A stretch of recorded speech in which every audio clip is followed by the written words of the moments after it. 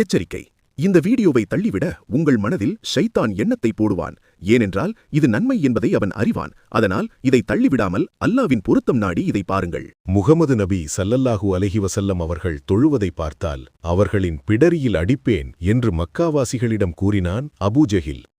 ஒரு நாள் மக்காவில் நபி ஸல்லல்லாஹு அலைஹி வஸல்லம் அவர்கள் அல்லாவின் முன் நின்று தொழுது கொண்டிருந்தபோது அவர்களை தாக்குவதற்காக ஒரு பெரிய பாறாங்கல்லை தூக்கிக் கொண்டு அபூஜஹில் வேகமாக ஓடினான். ஆனால் நபி ஸல்லல்லாஹு அலைஹி வஸல்லம் அவர்களை அணுகுவதற்கு முன்பே அவனது முகம் மாறியது. பயத்தில் அலறிக்கொண்டு வந்த வேகத்தினும் அதிக வேகத்தில் திரும்பி ஓடினான். அதை பார்த்த குறைஷியர்கள் அனைவரும் அதிர்ச்சியடைந்து, ஏன் இப்படி திரும்பி ஓடுகிறாய் என்று கேட்டார்கள். அப்போது அபூஜஹில், எனக்கும் முகமது ஸல்லல்லாஹு அலைஹி வஸல்லம் அவர்களுக்கும் நடுவில் நெருப்பு பள்ளம் ஒன்றையும் அச்சமூட்டும் பெரும் சத்தத்தையும் பெரிய இறக்கைகள் கொண்ட பயங்கர உருவங்களையும் கண்டேன் என்று சொன்னான்.